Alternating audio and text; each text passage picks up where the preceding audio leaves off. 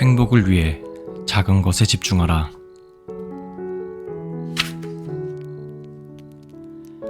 에피쿠로스는 바쁘게 살아가는 사람들이 의뢰에 간과하는 작은 것들에 집중하는 철학자였다. 가령 치즈 한 덩이에 감사할 줄 아는 마음, 아름다운 것들을 바라보며 즐거움에 잠긴 자신을 사랑하는 감정과 같은 것들 말이다. 또 극단적 쾌락을 주장한 것처럼 오해한 세간의 이해와 달리 아타락시아를 강조했다. 아마 문헌 그대로 쾌락이라기보다는 정신적 평정으로부터 오는 잔잔한 기쁨이라고 설명하는 것이 옳을지도 모르겠다. 이런 잔잔한 기쁨을 누릴 수 있도록 하는 모든 순간에 고마움을 표하고 남들에게도 그것을 나누어 주는 것이 에피쿠로스가 지향하는 가치였다. 우정은 작은 것에 감사하는 삶을 구현하기 위해 가장 중요한 덕목이다. 아테네 사회는 말과 정치가 발달한 공간이었다. 자신의 이익과 야망을 대변하기 위해 온갖 논리와 사변을 동원해 주장하고 방어하는 기술이 넘쳐났다. 심지어는 강국 스파르타에 나라를 팔아 넘기고 반대하는 자들을 공격하기 위한 담론까지 생길 정도였다. 상대를 이용하기 위한 기술은 설득의 수사학으로 포장되었다. 궤변이 토론으로 둔갑하는 도시에서 어제의 친구가 경쟁자나 정적으로 돌변하고 탄압의 대상으로 변질되고는 했다. 제 아무리 민주의 여신 데모크라티아나 화합의 여신 콩코르디아를 섬긴다고 해도 분열과 비난은 나라가 망할 때까지 버리지 못한 아테네인들의 주 전공이었다. 그만큼 가식과 배신, 전략적인 관계 이용이 일상화되어 있었다. 이런 풍조에 대해 에피쿠로스는 쾌락에서 항상 도움을 청하는 친구들은 친구가 아니다 라고 꼬집었다. 도움을 바라는 이들은 관계를 항상 대가성으로 변질시키기 때문이다. 도움을 우정과 결부짓지 않는 사람들도 비판했다. 그들은 인간관계의 즐거움, 미래의 희망 같은 것들을 파괴하기 때문이다. 에피쿠로스는 우정이 가장 중요한 이유가 그 자체로 매우 본질적이고 본능적인 공동체이기 때문이라고 했다. 먹고 마시는 것 자체보다는 누구와 어떻게 먹고 마시느냐가 중요하다고 하며 인맥 확장을 위해 부자나 귀족과 다양하게 어울리는 것을 꼬집기도 했다.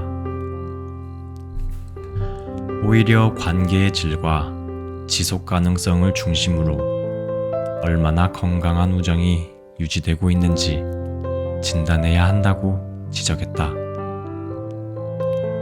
삶에서 우정을 진정으로 실현하기 위해서는 관계의 평등성을 지향해야만 한다. 상대방이 부유하든 가난하든 사회적 지위가 높든 낮든 간에 동일한 이성과 감정을 가진 사람이라고 보고 대할 수 있어야 한다. 하지만 당시 아테네 사회는 인간을 향한 평가 지표가 상당히 복잡하고 다양했다. 나보다 잘난 사람은 끊임없이 시기 질투해서 도편 추방하고 못난 사람은 아무리 노력해도 리그에 끼워주지 않는 것이 그들만의 상식이었다. 반면에 에피쿠로스는 노예에게도 철학자 대우를 했다. 자신의 우정에 많은 조건을 달지 않았다. 작지만 본질적인 인연에 집중하는 삶을 실천했다.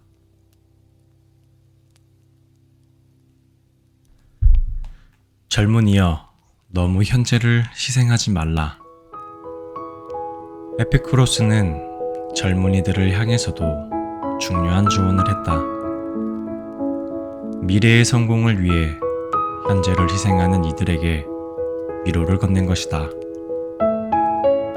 에피쿠로스는 젊은 사람들이 힘겹게 살아야 하는 이유를 삶을 운에 자주 맡겨야 하기 때문이라고 말했다. 시간이 흐른 후에는 별것 아니라고 생각할 수 있는 것도 인생을 겪어보지 않은 젊은이들의 입장에서는 두렵고 힘들다.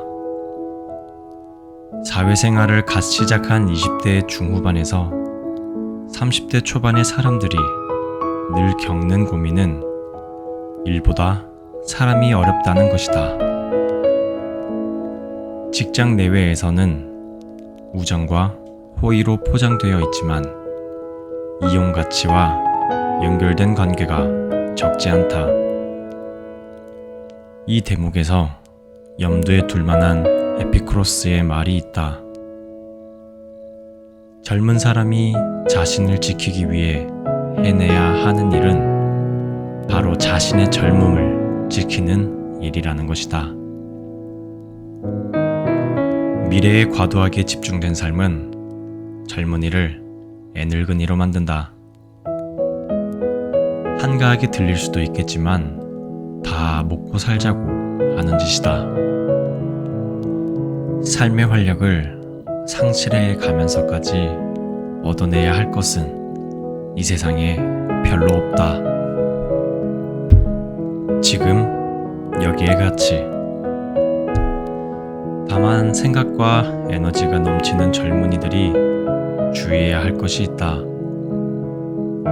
에피쿠로스가 말한 대로 삶에서 비본질적이고 쓸데없고 혼란스러운 것들로 생기는 복잡함을 피해야 한다는 것이다. 에피쿠로스는 인생의 즐거움을 위한 수단에 집착하는 것으로도 고통이 발생할 수 있다고 경고했다. 이를테면 술, 약물과 같은 것들은 물론이고 자신을 달래기 위해 동원하는 수많은 치료 방식, 맹목적인 신앙과 같은 것들 말이다. 이런 것들은 바쁜 삶 이면에서 만족을 추구하는 길이 아니라 더 큰 허물을 낳게 마련이다. 행복은 무한한 정복의 대상이 아니라 그것을 얻기 위해 이루어지는 많은 행위 가운데서 얻어지는 작은 감정들의 집합체일지도 모른다. 한때 카네기식 자기계발론이 인기를 끈 적이 있다.